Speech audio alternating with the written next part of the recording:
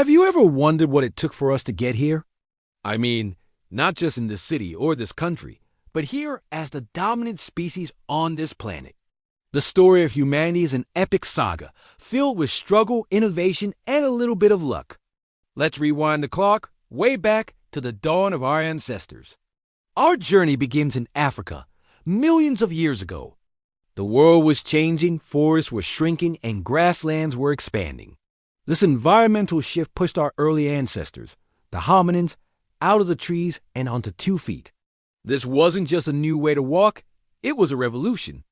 Bipedalism freed up our hands, allowing us to carry food, tools, and even our young over long distances. It was the first major step that set us apart. Fast forward a bit, and we meet Homo habilis, the handy man. Around 2.5 million years ago, these folks were the first to consistently create and use stone tools. Think about that for a second. The ability to deliberately shape a rock into a sharp edge, to cut meat or break bones, to get to the nutritious marrow inside. This was a game changer. It unlocked a whole new menu of high-energy foods, and all that extra energy went straight to one place: our growing brains. Next on the scene is Homo erectus, the upright man. These were the great explorers of the ancient world. Starting around 2 million years ago, they were the first hominins to venture out of Africa, spreading across Asia and Europe. They were taller, stronger, and had even bigger brains. And they harnessed the power that would forever change our destiny: fire. Control of fire meant warmth in the cold, protection from predators, a way to cook food making it easier to digest, and a social hub for gathering at the end of the day. The campfire became the first living room. Then, things get even more interesting. We see the emergence of species like the Neanderthals in Europe and Asia, and of course, our own species, Homo sapiens, in Africa around 300,000 years ago.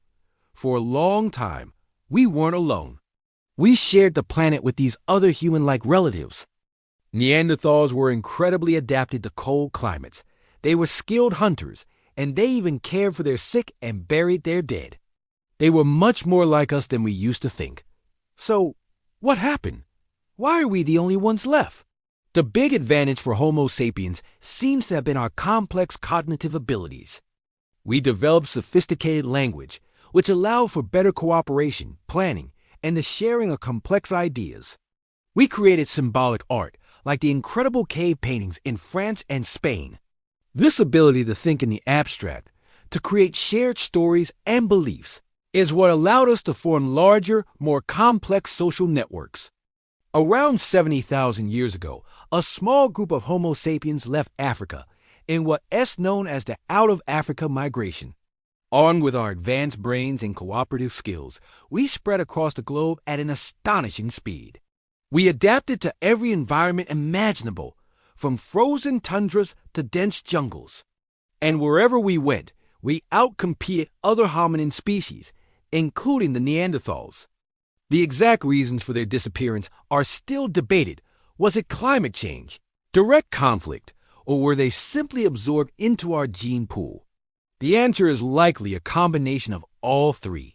From learning to walk upright to mastering fire and developing language, every step was a crucial victory in the long, arduous journey of survival. We are the inheritors of this incredible legacy, the result of millions of years of evolution and adaptation.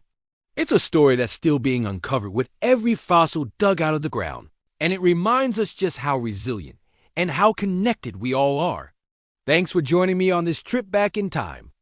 If you found this journey as fascinating as I do, make sure to like this video and subscribe for more deep dives into our shared past. See you next time.